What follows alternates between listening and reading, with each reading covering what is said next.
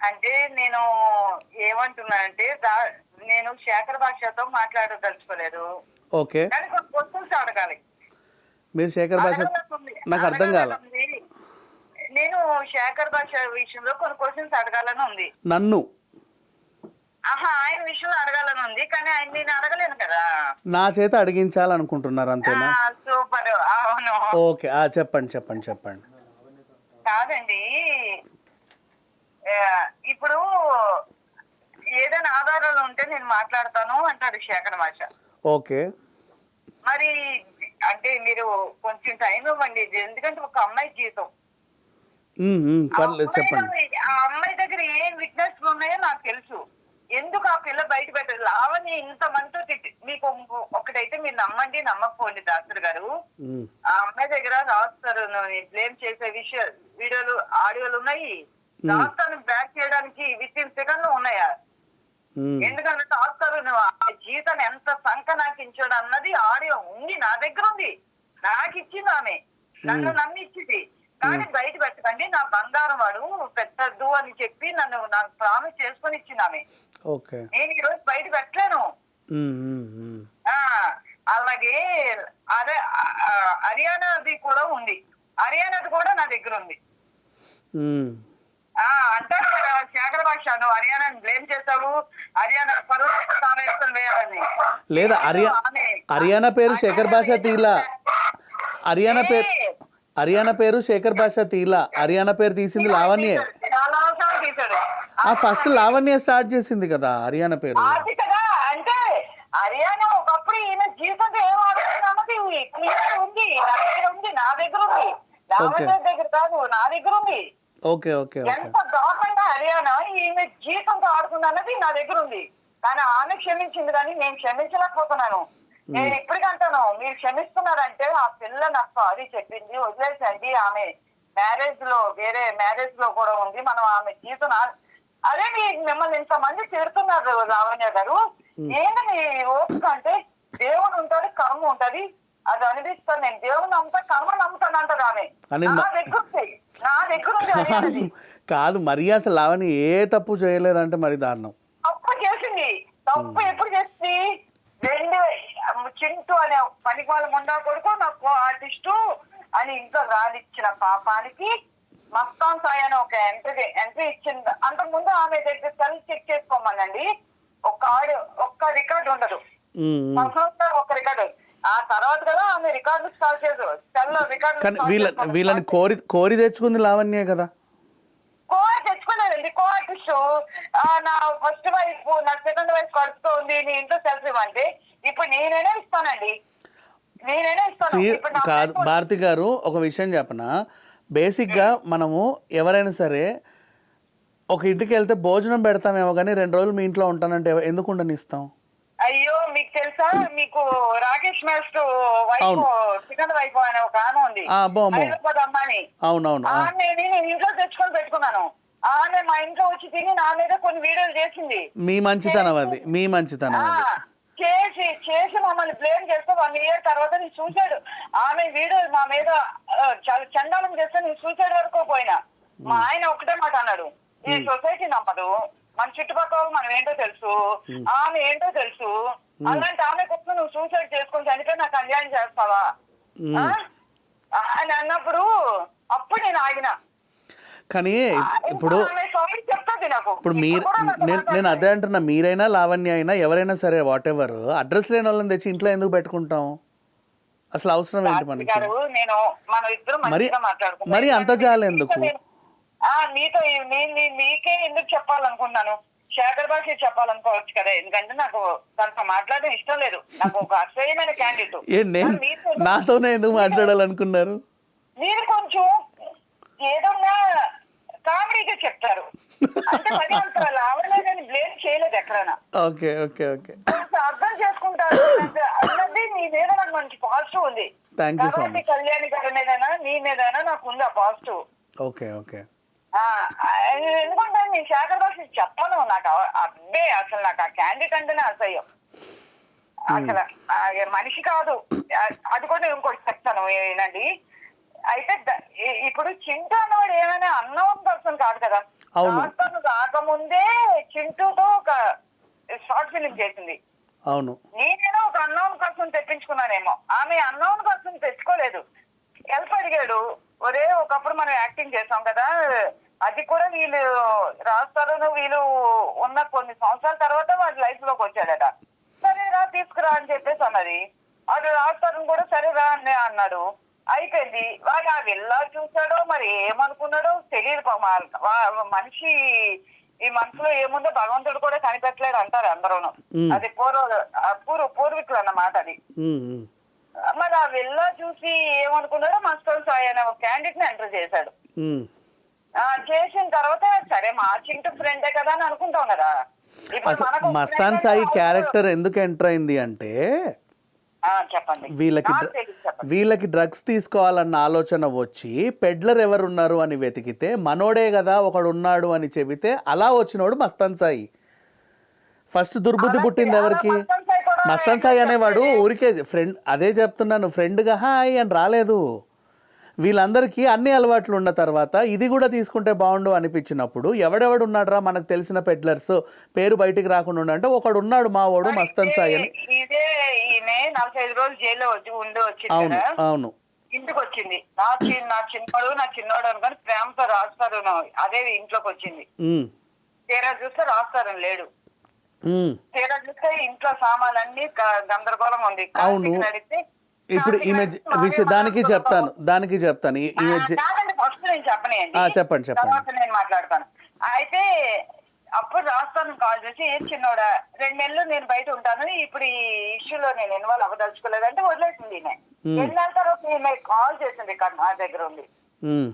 చిన్నోడా రారా, ఏరా ఇంకా రావా అని అంటే, అప్పుడు ఆ రాస్తాను మాట్లాడిన మాటలు ఏంటంటే, నువ్వు డ్రగ్స్ లో ఉన్నావు, నేను రానని. నీకు తెలీదా నేను డ్రగ్స్ తీసుకుంటానా లేదా, నా ఇంట్లో ఏ రోజైనా డ్రగ్స్ వాడినానా, అసలు నేను డ్రగ్స్ తీసుకుంటానా, మన ఇద్దరమే తాగుతాం, మన ఇద్దరమే సిగరెట్ కాలుస్తాం, డ్రగ్స్ అన్నది మ్యాటర్ మన ఇంట్లో ఎప్పుడు నడిచింది అని అడిగింది.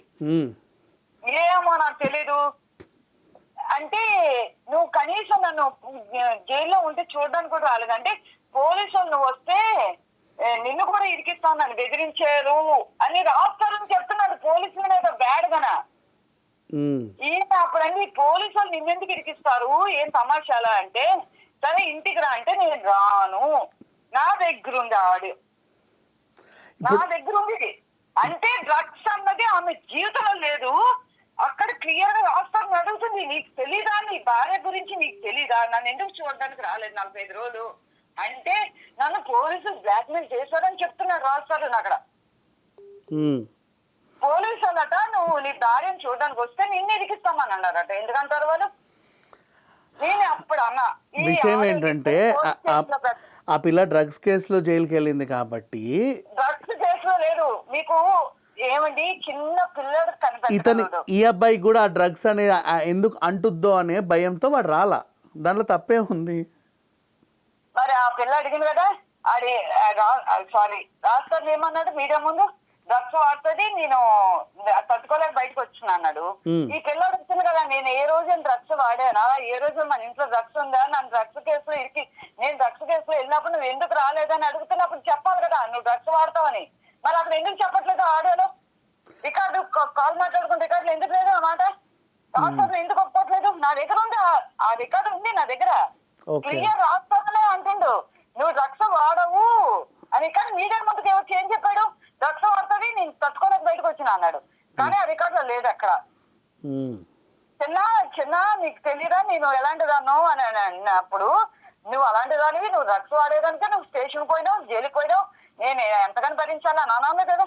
మరి ఎక్కడ లేదే ఆ మాట, నా దగ్గర ఉంది అంత రికార్డు. ఆమె ఆపుతుంది బట్టి నేను, భారతి గారు వదిలేయండి, కర్మ ఒకటి ఉంటది. ఇప్పుడు అయినా దీంట్లో పెద్ద సెన్సేషన్ ఏం లేదు, మీరు రిలీజ్ చేసినా పెద్ద ఏం అవ్వదు కదా, దాంట్లో ఏముంది అంత. అంటే అన్ని జరిగిపోయాయి, అన్ని ఇంకా బయట పడిపోయాయి, ఈ ఒక్క చిన్న విషయంలో మాత్రం ఇంకేం. అసలు మీకు విషయం తెలుసా, అరియాన్ ఈమె ఎంత టార్చర్ పెట్టిందో. డాక్టర్ ఏమంటాడు, ఈమె క్యారెక్టర్ ని బ్యాక్ చేశాడు కదా, మరి అరియాన క్యారెక్టర్ నేను చెప్తాను వినండి. అరియాన క్లియర్ గా రాస్తారని పక్కన పెట్టుకొని దాన్ని ఇంట్లో పెట్టుకొని, నాకు నీ రాస్తారని కావాలి, అంటే కాదు కాదు నీకు రవి అని ఒక క్యాండిడేట్ ఉన్నాడు కదా, ఆయన కూడా ప్రేమిస్తున్నావు కదా, మరి ఆయన ఏం చేస్తావని లావణ్య అడిగింది. నా మొగుని తగులుకున్నావు, మరి ఆ క్యాండిడేట్ నేను చేస్తామని అడిగితే, నాకు ఇద్దరు కావాలంటే పక్కన రాష్ట్రం నుండి దానికి ఇద్దరు కావాలి, నేను ఉంటాను రవి. అప్పుడు నువ్వు లావణ్య క్యారెక్టర్ ఎట్లా అంటావు? యాక్సెప్ట్ చేస్తావు.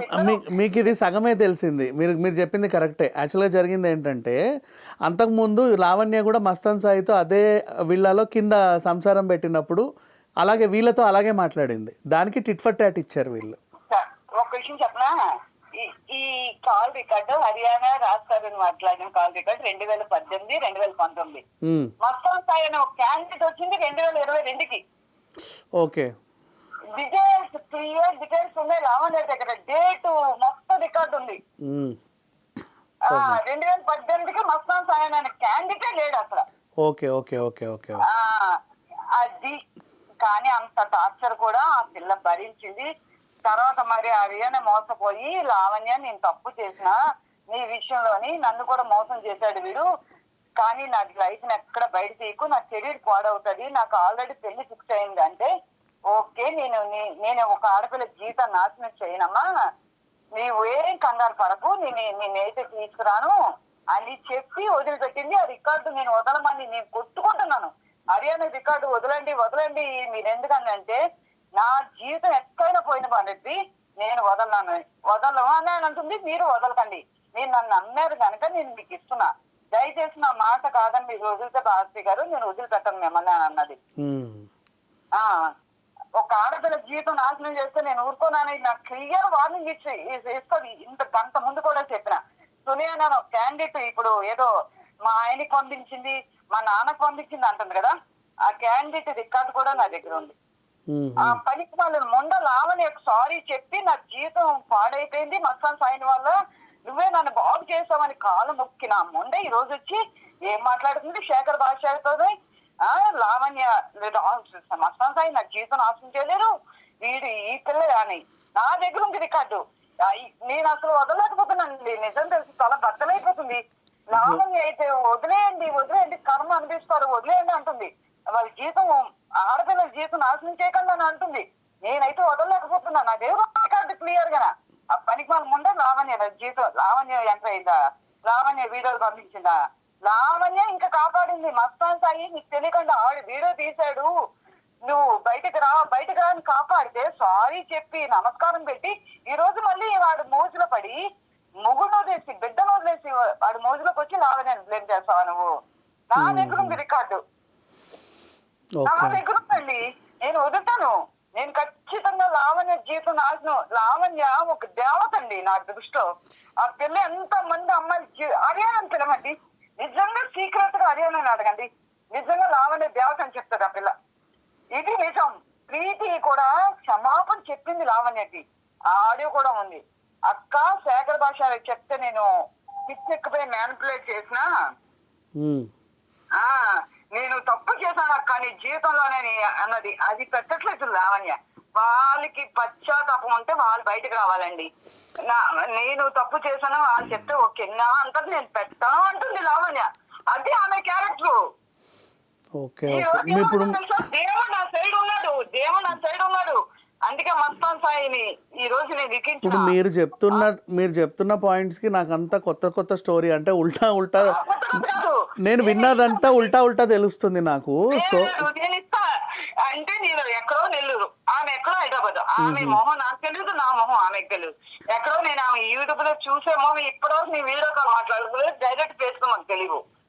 కానీ నేను ఆమె ఫస్ట్ లోని చింటూ కాలు మస్తాన్ కాలు వచ్చినప్పుడు నేను తిట్టడానికి కాల్ చేసినప్పుడు అప్పుడు కొన్ని నాకు ఆడియోలు ఇచ్చింది. భారతి గారు నేను మస్తాన్తో ఎందుకు మాట్లాడుతున్నాను, నా జీవితం నాశనం చేశాడు, నా జీవితం లేదు, 14 సంవత్సరాలు నా సంసారం పోయింది, 14 సంవత్సరాలు నా రిలేషన్ పోయింది, వీడంటూ రాకపోతే ఈ రోజు నా జీవితం ఇట్లా ఉండదు. కానీ నేను పడుకునే వాళ్ళ దగ్గర నుంచి నేను నా ఆడియో వీడియోలు తెచ్చుకోవాలని చెప్పిందాన్ని, ఈ రోజు చెప్పిన మాట కాదు.